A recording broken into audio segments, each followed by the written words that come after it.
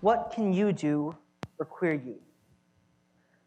How can you take someone like me, who was bullied, harassed, attacked for just being myself, to being the founder of a national nonprofit? My nonprofit, the Empathy Alliance, is dedicated to making schools safer for LGBTQ+ youth, and it's inspired by my own personal story.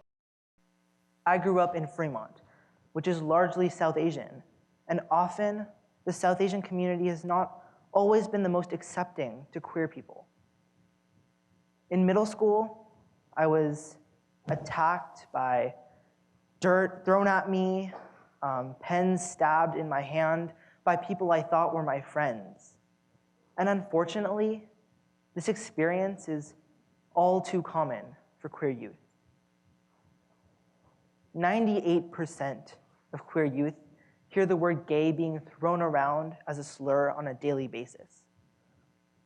Physical bullying is not uncommon, and this leads to students losing out on educational opportunities because they feel unsafe, or in some cases, attempts of suicide, which are more frequent and more potent than that of their non-LGBTQ+ peers. I was able to come out to my family and my community. And by standing my ground, being firm in who I was, they came around. I only got a few weird questions like, how could you even know? Or haven't you tried, being with a girl first? Which is unfortunately a positive response compared to what a lot of queer youth go through. A lot of queer youth in the same community that I came out to, they didn't feel safe enough or supported enough to come out like I did. So I decided to go back to my old middle school where I was bullied and talk to my counselor, Miss Kim. I wanted to change the climate of Hawkins, and she listened to me. She heard my story, heard everything that I'd experienced, and believed me. I asked her if I could help start a gender and sexuality awareness club so that students could learn about different identities, discuss their own experiences, and maybe even stop bullying. Even though she felt like not a lot of people would show up, she still let me do a presentation in a huge space on campus. She allowed me to put up posters and flyers for the event. And to both of our surprise, we had to close the doors because so many people showed up. We were filled over capacity. So many people wanted to do the same thing that I did, wanted to change the climate of this middle school for the better. Because they had experienced the same things that I did, and they wanted to make a change. Now, the GSA Club is one of the most vibrant on campus, and I've gone back and helped them with anti-bullying and meeting planning so that they could really make sure that no student went through what I went through again. We were able to even petition for inclusive sex ed, not only in that middle school, but all of the middle schools and high schools in the Fremont Unified School District. And we were able to put inclusive library books in all of the elementary schools. Without Miss Kim listening to me, hearing my story, and using her power to make a change, to open doors and then close them because we had so many people, we were filled over capacity, she helped me do everything that I needed to do. And now, this school is not anything like it was when I went there. It is a vibrant, inclusive space. The next step for inclusivity for me was changing the climate of my city.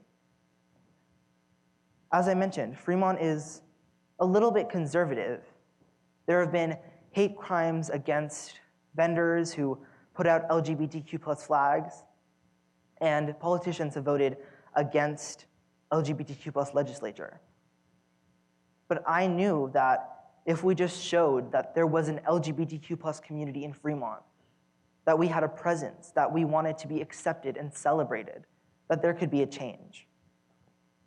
So I had the crazy idea to hold the first ever Fremont Pride Festival. But I couldn't do it alone. I needed food, I needed decorations, a venue, volunteers. I was just a kid. So I reached out to community members, to city officials, even some that had voted negatively in the past. I needed all the help that I could get. To my surprise, the city of Fremont actually agreed to co-sponsor the event with the Empathy Alliance. They let us use an amazing space in the middle of Lake Elizabeth where we could be seen by passerbys.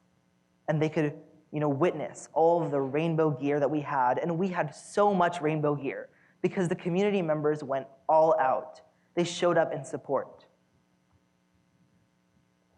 Adults believed in what I wanted to do. They came and they helped out, donated their time and their resources. And because of that, the mayor and city officials actually came and gave a commendation and said that there would be a Fremont Pride every single June.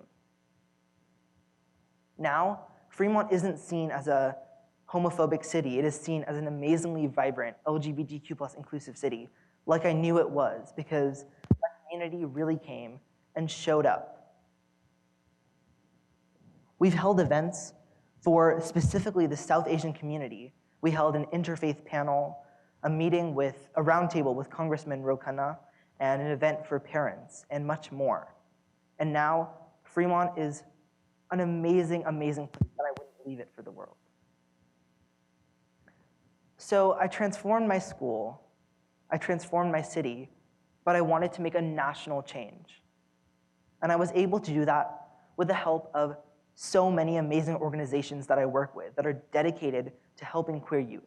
The Human Rights Campaign, the Tyler Clementi Foundation, GLSEN, GLAAD, Dracone.